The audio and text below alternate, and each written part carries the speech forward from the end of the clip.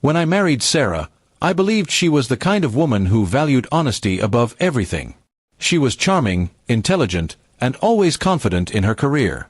I was proud of her success and the way she commanded respect at work.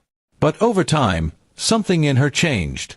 Late-night calls became frequent, her laughter over text messages increased, and she started dressing up even when she claimed it was just a casual meeting. I told myself it was just work stress and that I was being paranoid. But deep down, I knew something wasn't right. One Friday evening, she told me her boss, Mr. Hayes, had invited her to a private brainstorming session at his apartment. I remember asking why it had to be at his place, not the office. She snapped at me, saying I was being insecure.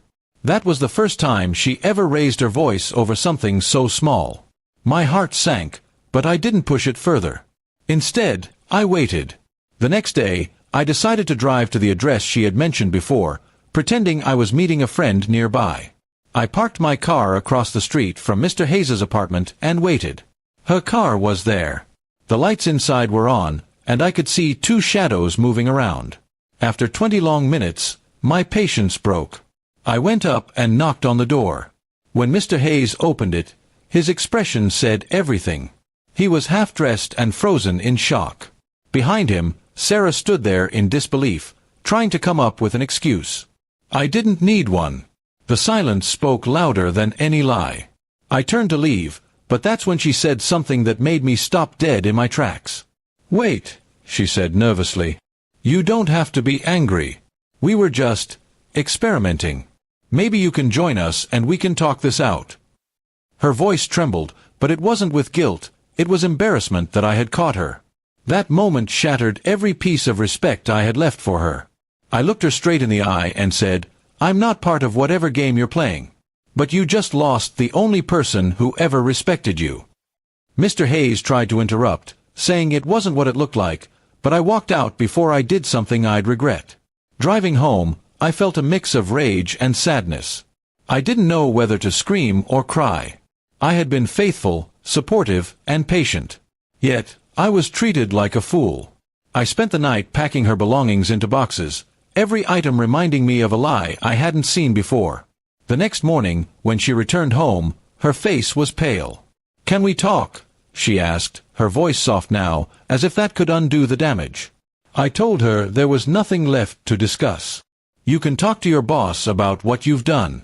Maybe he'll give you some advice on damage control," I said coldly. She started crying, saying it was a mistake, that it didn't mean anything. But it meant everything to me. It meant I had been betrayed not just as a husband, but as a man who believed in her integrity. I told her I'd already called her brother to help her move her things out. When her brother arrived, he looked at me, confused, until I told him the truth. His face turned red with shame and anger. He didn't say a word to her.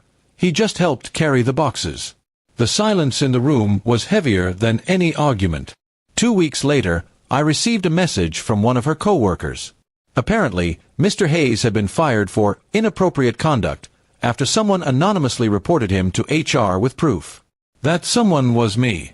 I had sent the photos I'd taken that night to the company's board. Sarah tried reaching out to apologize again, saying she'd lost everything because of one mistake. But I didn't reply. I had already filed for divorce and was determined to rebuild my life from the ground up. Looking back, I realized that betrayal often reveals people's true colors. I wasn't angry anymore. I was free. Sometimes, harsh reactions aren't born from cruelty but from self-respect. I didn't destroy her life. She did that herself the moment she invited me to witness the end of our marriage. In the end, I learned that loyalty is not something you can demand. It's something you prove. And once trust is broken, no apology or excuse can ever rebuild it the same way again.